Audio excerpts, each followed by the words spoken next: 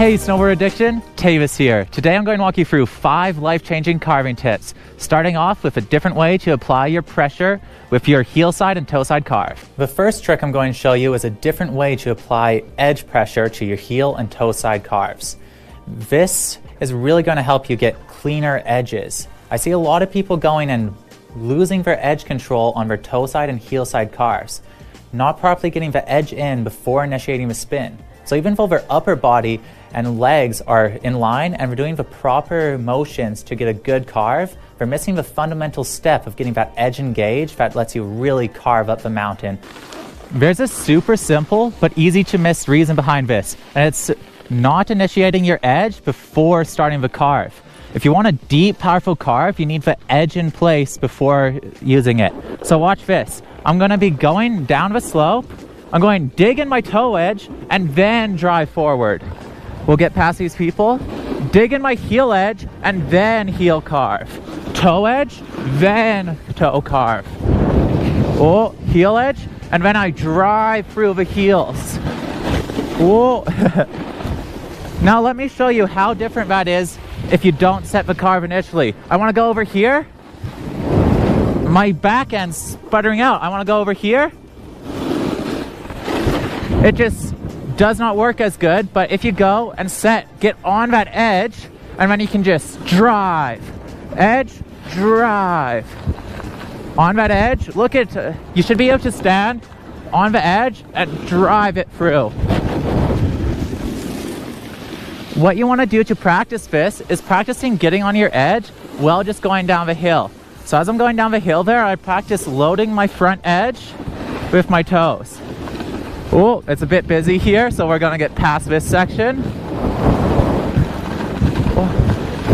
Okay, so nice flat space.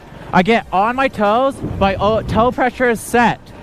Toe pressure, and then I drive through. Heel pressure, push it through. And that's how you get the clean lines through your carves and stop going from losing your butter and losing speed and getting fluid motions. Tip 2 is going to be an extension on tip 1. Once you get those solid edge carves and you're not scrubbing on each one of your carves, you're going to find that you have a lot more speed going down the mountain. So this way you can control that speed in a stylish, fun way. So when you're on your edge, you can't just go and let your back foot go out. What you want to do is be on your edge, move your weight to your front foot, and that lets you do a little drift.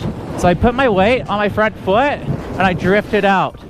Same with on toe edge. I put my weight on my front foot and then just kick it out.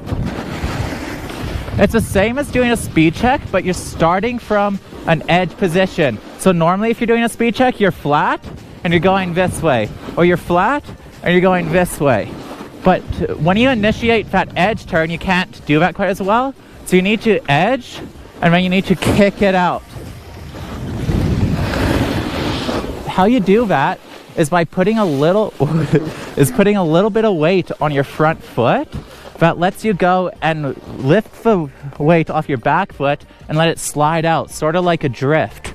So you're doing your carve and letting that back foot kick out, and it's a stylish, fun way to slow down on the slopes.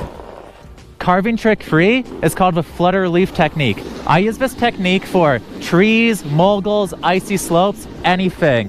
What you want to do is it's a swap from heel side pressure to other heel side pressure. As a snowboarder, I generally try to avoid moguls, but this falling leaf technique is great whenever you find yourself in a nasty mogul field or icy terrain or just bumpy terrain. So instead of navigating the moguls normally, like jumping from toe edge to heel edge, I'll be doing the falling leaf technique, and it's going to make the downward approach a lot easier. So normally you go and ride moguls like this.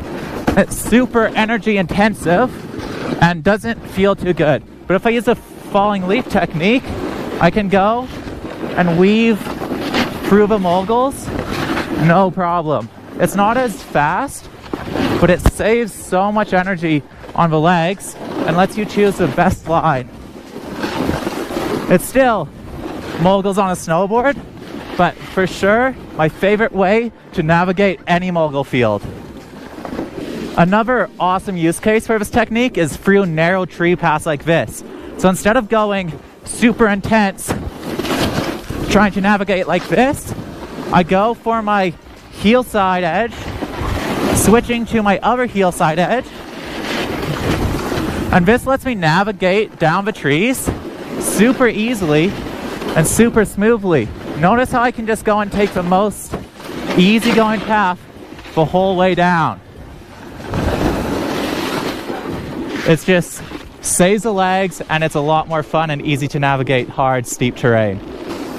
A good way to train this technique, because it isn't going to be too useful at first, it's hard to get your body completely pointed down the hill. So what you're looking for is to be going switch heels and angling yourself down the slope as much as you can.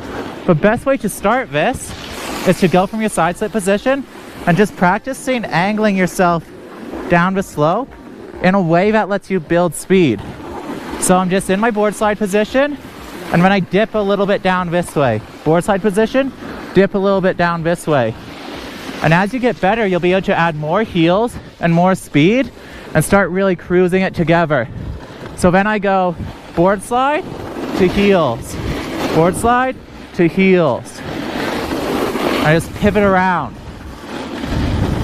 You keep training of that, and it will make your navigating the slopes 1,000 times easier. After you got the falling leaf technique pretty much mastered, you can actually start using it for some super fun, stylish Euro carves.